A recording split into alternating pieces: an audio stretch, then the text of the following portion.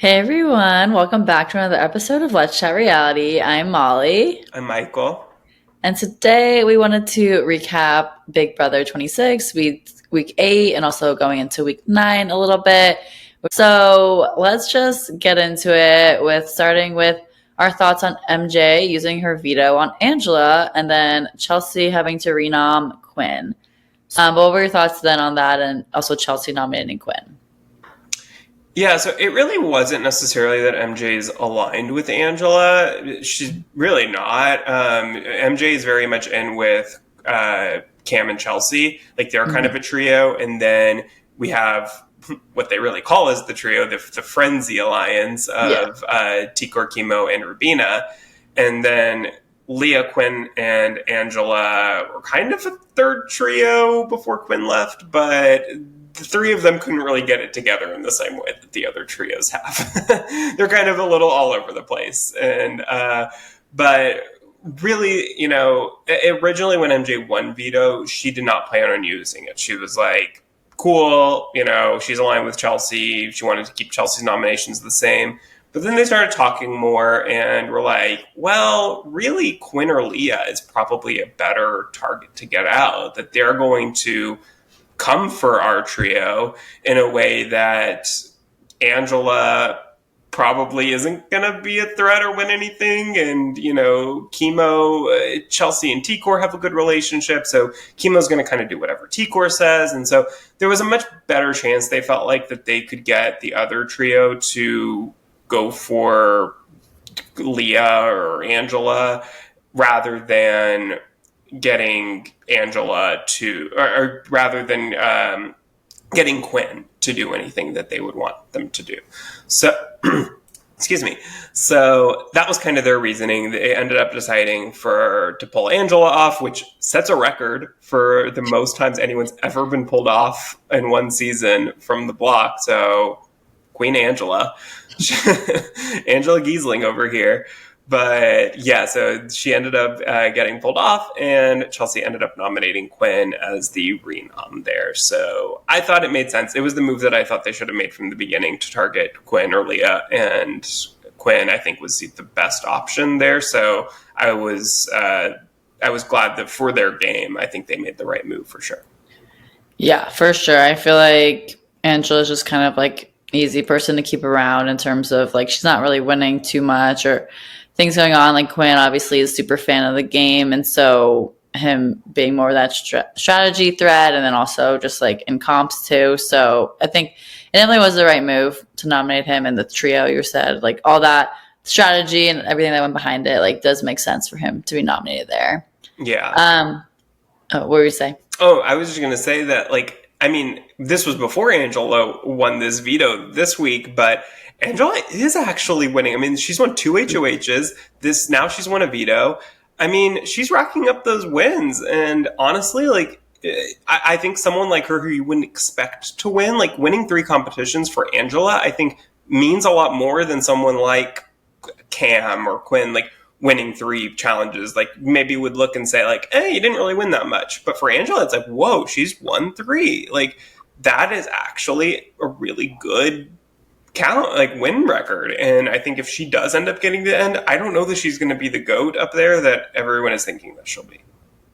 Yeah, actually, I was forgetting about that because I feel like she does what you're saying. She has won, so I don't know why everyone just considers her like not that big of a threat in that way because she's been winning HOH and vetoes. Like it's like not that she's not winning anything. They can just keep her around to be there. Like she does win stuff, so it's interesting. Yeah, I think it's because I think there's still this mindset that Big Brother competitions are so physical because of the last few seasons. They really have been. And I mean, last season, for example, we saw, it was some crazy percentage that I'm going to get wrong, but like overwhelmingly, the big physical guys like Jag, Matt, Jared, Cam, they were winning all of the competitions last season. And so I think that there's still this feeling going into this season that, someone like Angela is just never going to win anything.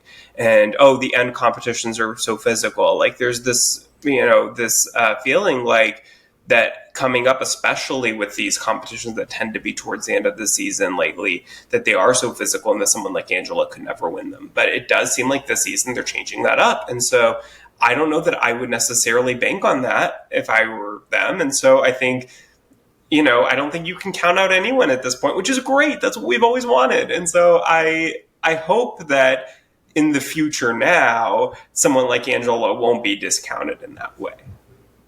Yeah, for sure. Well, we'll have to just continue to see throughout the season. But on Thursday night's episode, we had a guest host for the first time ever since the show has been aired, that Julie has not hosted the Thursday night eviction.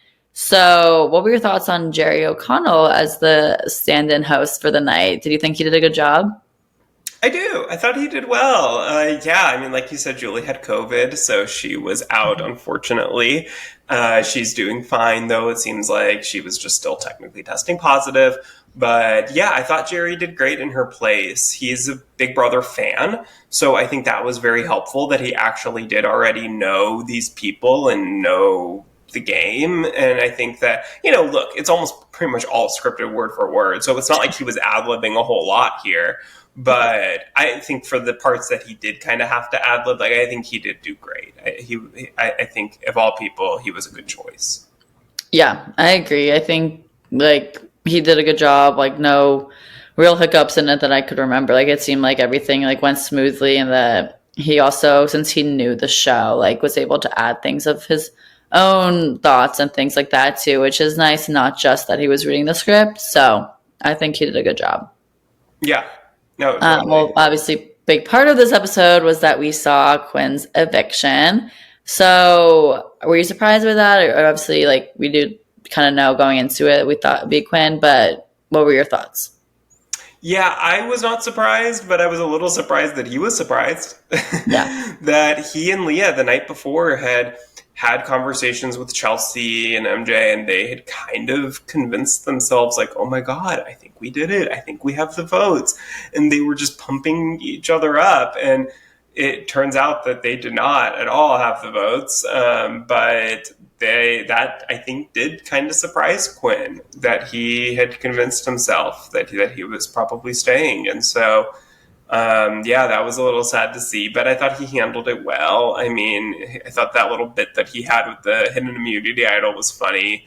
And, he's a fan. I think he's glad he made jury. And I think at this point, it's like, he had the experience. So I'm happy for him. Yeah, for sure. Do you think that there's any potential with Leah and Quinn in the real world? Or do you think that's just the showman's? No, I don't even think it's a showman's. I think that there's a lot of speculation that that DR of Leah saying I'm actually having feelings for him, that was actually about someone like Tucker and not about Quinn, because she never said Quinn's name. And apparently she hadn't worn that sweatshirt in a little while, and so that may have been a DR pulled from an earlier week to make it look like she was talking about Quinn. So you can't get anything by these fans. I know. It's honestly, take Big Brother fans, let them work for the FBI. Like, we'd solve all the cold cases in the country. It's for sure remarkable how Big Brother fans are just like on it immediately. Yeah. Yep. Well, hopefully we can see Leah go pretty far. Or we don't know how long she's going to go, but now we know she's not going home this week. Well, yeah. Good segue. Now we can talk about Leah winning HOH. Well, before that, we did hear that Ainsley was taking a break and that we're getting a new twist, which is Janky's World, or Janky World, which basically means everything is the opposite way, that they have to live outside. There's other things going on, but what are your thoughts on everyone having to live outside for this week? Yeah, well, I think Ainsley deserves a break. She's worked hard. I mean, she, has been just doing a whole lot these last 8 weeks. So take your break. Take your time off, girl. You deserve it. But yeah, so Ainsley brought in her protege, Janky. Everyone knows Janky. So, yeah, so everything's kind of a little wonky this week. They are living outside for presumably the whole week, which, look, we tried this 2 years ago with the split house week with Dire Fest. Half the house was living outside.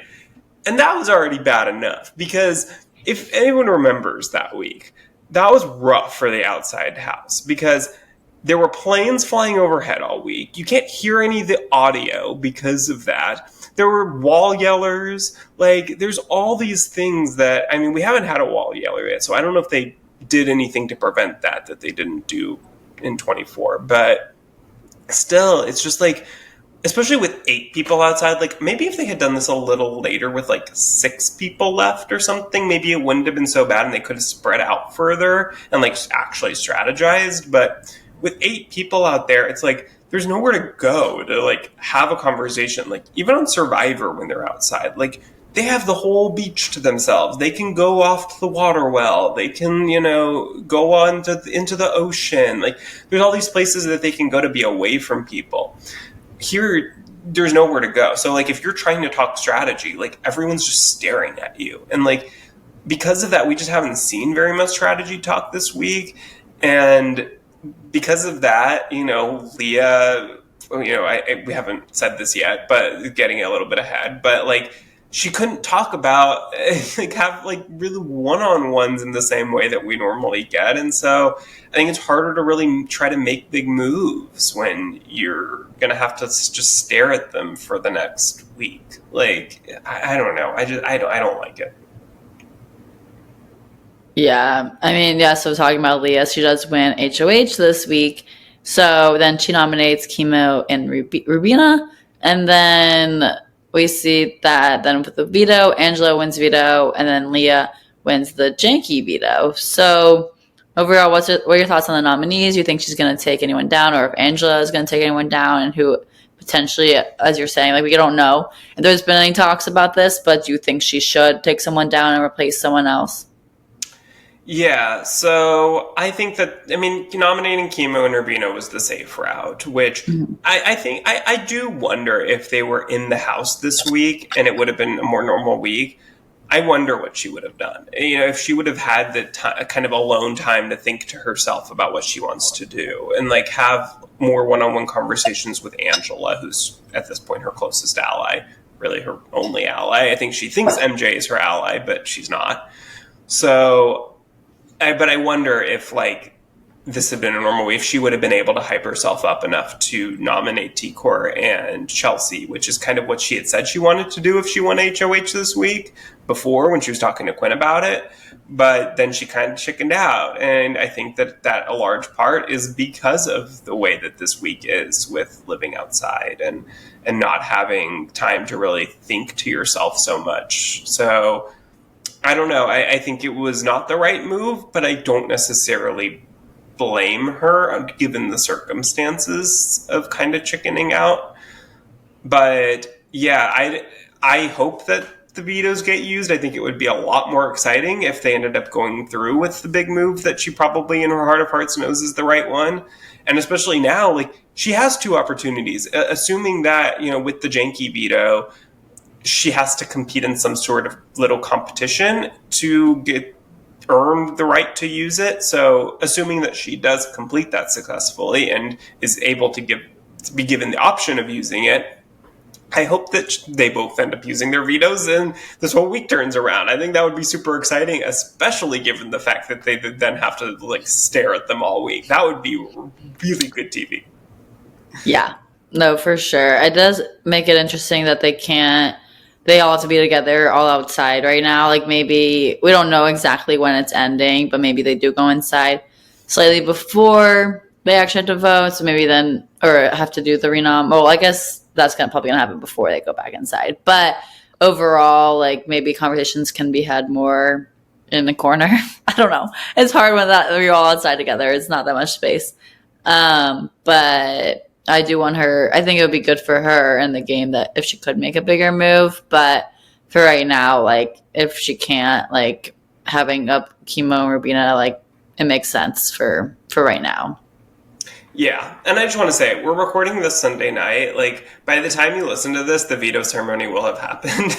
And so this is all speculation that is, worth nothing by that point. But at this point, yeah, we don't know for sure whether she's going to use it or not. Yeah, so we might have different thoughts. Stay tuned for next week on what we talk about then. Yeah. But so also speculating, who do you think is going to get evicted this week? If noms stay the same between Chemo and Rubina, or if someone else potentially goes up, like so many potentials here. But as of right now, what do you think?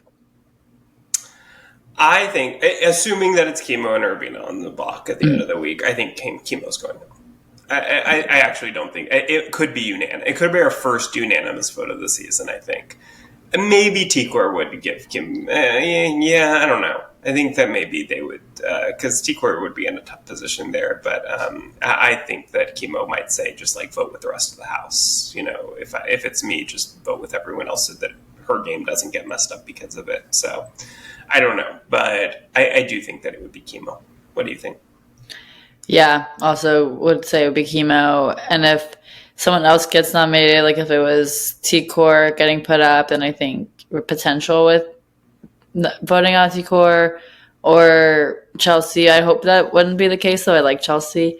But we'll see what will happen because lots to happen this week, even though, it's Sunday night, so we still have a little bit to go until we see things air out or also in the feeds. So we'll be sure to update you guys next week on our thoughts with whatever happened this week. And we can recount our thoughts from this and be like, okay, we were wrong here or we were right. So probably wrong about everything yeah.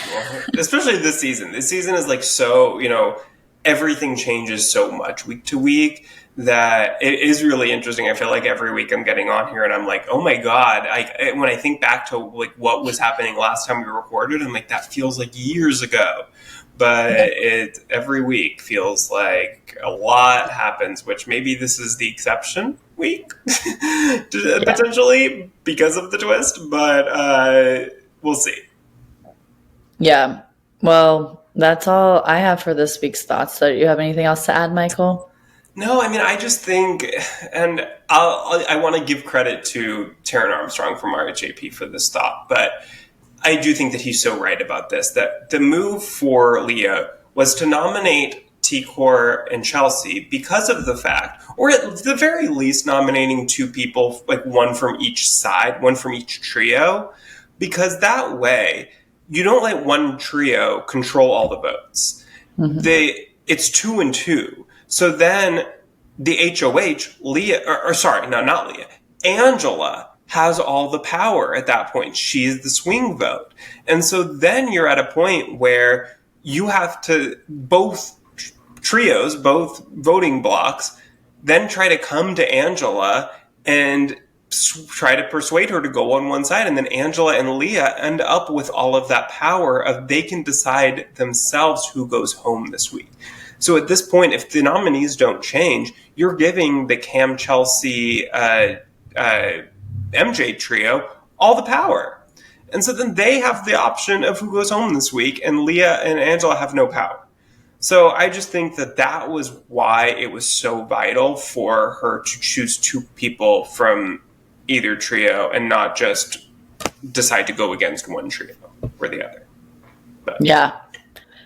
Well, she did not do that, so that's her loss. She has a chance now to change that with two vetoes in play here. She actually has the chance to kind of reverse history in that way that you almost never get the chance to as an HOH. So we'll see if she takes advantage of that. Yeah. Well, we'll see if she will do that or not, but that definitely would have been a good play on her part. But obviously, sometimes I think also when you're living in the house and with all those people, like, you're not always thinking about all those things in that sense. Or she was, there were talks about it, but like in general, like the fact that she just wanted to go with the easier way out, like it makes sense in this scenario right now because they're all outside and things are kind of stressful, it seems like maybe. Yeah, or I think the biggest problem for Leah is that she really thinks she can trust MJ. And so because of that, I think MJ was able to persuade her away from going after that trio at all, and being able to say, "Oh no, like Chelsea trusts you. You know, like you can rely on us." And she was able to kind of convince her that she should go against the other trio, and it worked. Yeah. Leah needs to understand who she can trust better, but obviously It's always she, sad to see someone who like yeah. repeatedly trusts people who they just that they can't. But that's why I think playing is so much harder than it looks, Mhm. and you don't have all the information like you do. And I think every conversation you have, you're like, what are they saying when they go in the next room behind my back? Like that's how I would be paranoid like crazy in that house. So it's a lot easier said than done. Oh yeah, same. I would definitely be paranoid. I'd be like, oh gosh, well, I trust this person, but why do I? Like, should I? I don't know if I should. You don't want to look stupid. Yeah, it's like it's the famous Brittany Haynes from season 12 trusting the brigade all season long, and then getting out in fourth and just being distraught over it because she really thought she could trust those guys. And it was really one of the first times that there was like a secret alliance like that made it all the way to the end. And I think everybody who knows that season goes into that house, and that is like their nightmare scenario, is going out like Brittany Haynes. And that would be me, just like constantly second guessing every single thing. And sometimes that's a good thing and it gets you to not make a mistake, but other times it also gets you to make a mistake because you're not trusting somebody that you actually can trust, and that's no good either. So Yeah. it's hard, but Yep. You never know who you can trust in a game like this, because they're not always honest with each other, obviously, because it's a game. But which makes it fun to watch. So we'll be staying tuned for the rest of the episodes this week and staying close on the feeds as well for any updates. So we'll share more of our thoughts next week. But for the meantime, just make sure you're subscribed to us on wherever you listen to your podcasts. Follow us on Instagram and TikTok at Let's Chat Reality. And thanks so much for listening. We'll talk to y'all soon. Bye, everyone.